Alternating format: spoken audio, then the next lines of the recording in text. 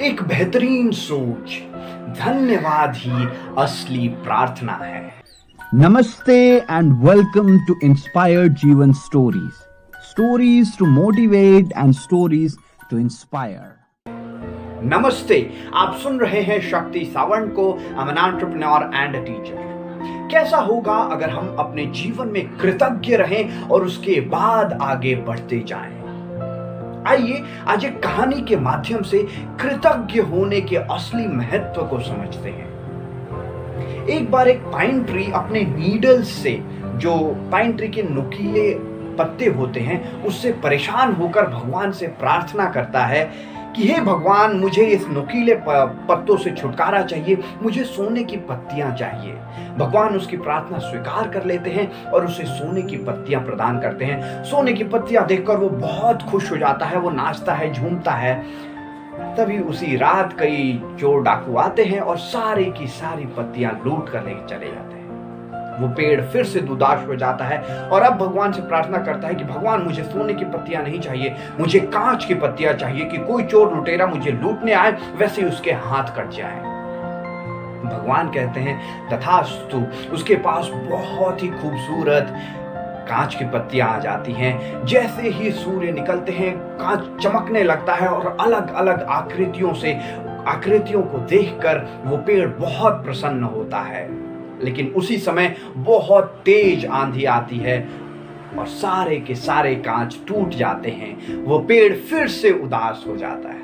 अब वो कहता है भगवान, मुझे ना ही सोने की पत्तियां चाहिए, ना ही कांच की पत्तियां चाहिए, मुझे तो बस हरी पत्तियां चाहिए जो नुकीली ना हो, बहुत लुभावनी हो, लजीज हो और सबको देखने में मनमोहक लगे।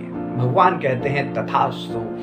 और जैसे ही उसके पास इतनी खूबसूरत पत्तियां आती हैं, हरी कलर की, एकदम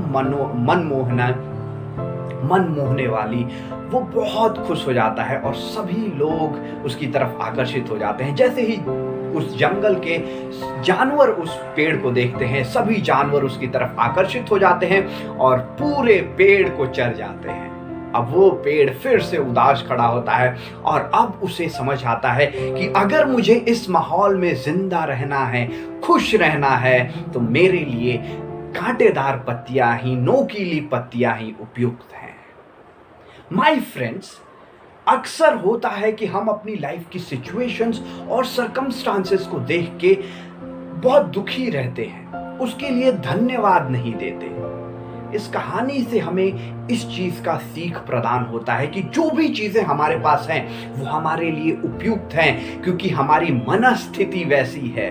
अगर हम अपनी परिस्थितियों को बदलना चाहेंगे बिना अपनी मनस्थिति को बदले, तो परिणाम पाइन ट्री की तरह ही होगा।